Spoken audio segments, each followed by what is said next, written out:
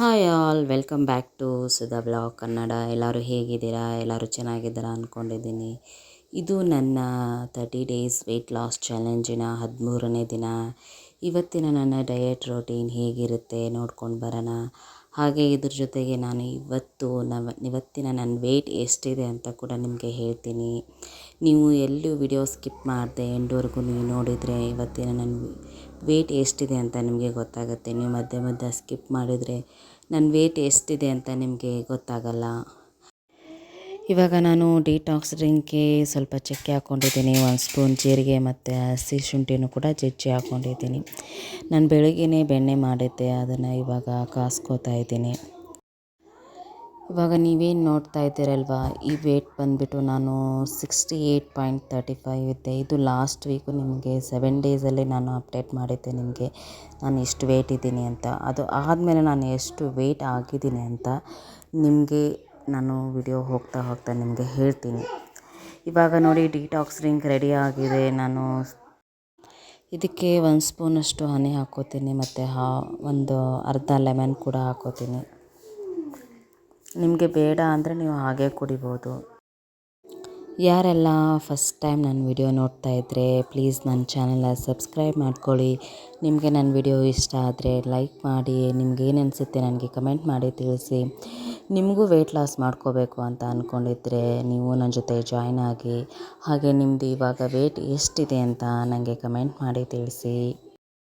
ನಾನು ಬ್ರೇಕ್ಫಾಸ್ಟಿಗೆ ಪಾಲಕ್ ಸ್ಮೂತಿ ಮಾಡ್ಕೋತಾ ಇದ್ದೀನಿ. ಪಾಲಕ್ ತೊಗೊಂಡಿದ್ದೀನಿ, 1 ಬನಾನಾ ತೊಗೊಂಡಿದ್ದೀನಿ, 2 ಸ್ಪೂನಷ್ಟು ಓಟ್ಸ್ ತೊಗೊಂಡಿದ್ದೀನಿ, ಹಾಗೆ 2 ಡೇಟ್ ಕೂಡ ತೊಗೊಂಡಿದ್ದೀನಿ. ಇದೆಲ್ಲನೂ ಚೆನ್ನಾಗಿ ನಾವು ಮಿಕ್ಸಿಗೆ ಒಂದು ಹಾಫ್ ಗ್ಲಾಸಷ್ಟು ನೀರು ಹಾಕ್ಕೊಂಡು ಚೆನ್ನಾಗಿ ನಾವು ಸ್ಮೂತಿನ ರೆಡಿ ಮಾಡ್ಕೋಬೇಕು. ಅದ್ರ ಮೇಲೆ ನಾನು ಪಂಪ್ಕಿನ್ ಮತ್ತು ಫ್ಲ್ಯಾಕ್ಸ್ ಸೀಡ್ಸ್ ಕೂಡ ಹಾಕ್ಕೊಂಡಿದ್ದೀನಿ. ಇದು ಆದಮೇಲೆ ಫ್ರೆಂಡ್ಸ್ 11:30ಗೆ ನಾನು ಮ್ಯಾಂಗೋ ತೊಗೊಂಡಿದ್ದೀನಿ. ನಿಮಗೆ ನನ್ನಲ್ಲಿ ಯಾವ ಫ್ರೂಟ್ಸ್ ಇರುತ್ತೆ ನೀವು ಅದನ್ನು ತೊಗೋಬೋದು. ನಿಮಗೆ ನಾನು ಡೈಲಿ ಪ್ರತಿಯೊಂದು ವಿಡಿಯೋದಲ್ಲೇ ಹೇಳ್ತಾ ಇದ್ದೀನಿ, ನೀವು ಮಿಡ್ಲ್ ಸ್ನ್ಯಾಕ್ಸ್ ಅಂತ ಒಂದು ಯಾವುದಾದ್ರೂ ಫ್ರೂಟ್ಸು ಇಲ್ಲ ವೆಜಿಟೇಬಲ್ಸು ಯಾವುದಾದ್ರೂ ನೀವು ತೊಗೋಬೋದು. ನಾನು ಮಧ್ಯಾಹ್ನ ಊಟಕ್ಕೆ ಬೆಂಡೆಕಾಯಿ ಪಲ್ಯ ಮಾಡ್ಕೊಳ್ಳೋಣ ಅಂತ ಇವಾಗ ಬೆಂಡೆಕಾಯಿ ಕಟ್ ಮಾಡಿ ಇಟ್ಕೊಂಡಿದ್ದೆ. ಅದನ್ನು ಕೂಡ ಇವಾಗ ಫ್ರೈ ಮಾಡ್ಕೊತಾ ಇದ್ದೀನಿ.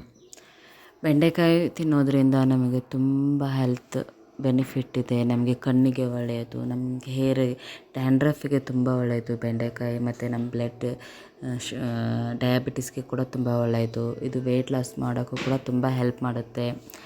ನಾವು ಬೆಂಡೆಕಾಯಿನ ಗೊಜ್ಜು ಮಾಡ್ಕೊಂಡು ತಿನ್ಬೋದು, ಈ ಥರ ಫ್ರೈ ಮಾಡ್ಕೊಬೋದು. ಇಲ್ಲಾಂದರೆ ಬೆಂಡೆಕಾಯಿ ಉದ್ದುದ್ದ ಕಟ್ ಮಾಡಿಕೊಂಡು ಅದಕ್ಕೆ ಸ್ವಲ್ಪ ಜೀರಿಗೆ ಉಪ್ಪು ಹಾಕಿಬಿಟ್ಟು ಸ್ವಲ್ಪ ಹಾಗೆ ಎಣ್ಣೆಯಲ್ಲಿ ಫ್ರೈ ಮಾಡ್ಕೊಂಡು ತಿನ್ಬೋದು. ನಾವು ವೆಯ್ಟ್ ಲಾಸ್ ಮಾಡ್ಕೋಬೇಕಂದ್ರೆ ನಾವು ಆದಷ್ಟು ಲೋ ಕ್ಯಾಲೋರೀಸ್ ಇರೋ ಫುಡ್ಗಳನ್ನು ಜಾಸ್ತಿ ತೊಗೋಬೇಕು.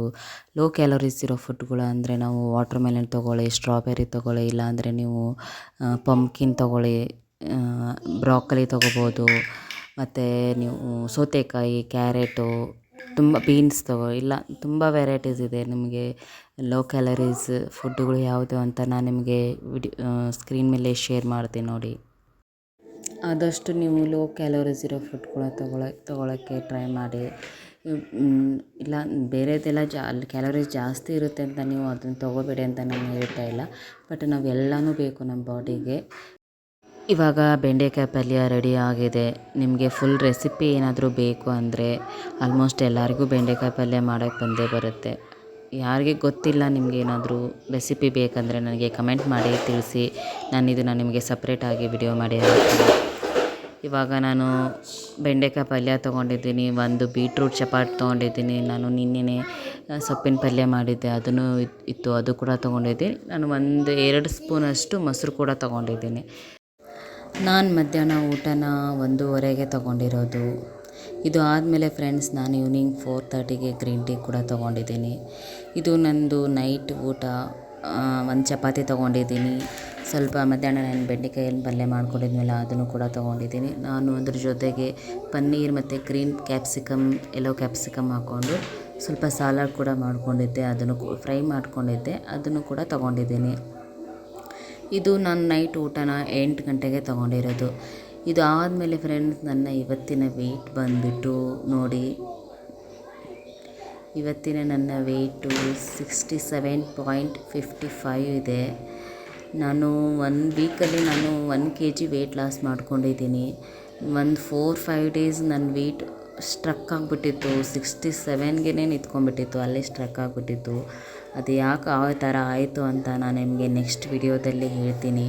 ಬಟ್ ನಾನು ವೆಯ್ಟ್ ಗೇನ್ ಅಂತೂ ಆಗಿಲ್ಲ, ವೆಯ್ಟ್ ಲಾಸ್ ಮಾಡ್ಕೊಂಡಿದ್ದೀನಿ. ನಾನು ತುಂಬ ಖುಷಿಯಾಗಿದ್ದೀನಿ. ನಾನು 13 ಡೇಸಲ್ಲಿ ನಾನು 3 kgs ವೆಯ್ಟ್ ಲಾಸ್ ಮಾಡ್ಕೊಂಡಿದ್ದೀನಿ.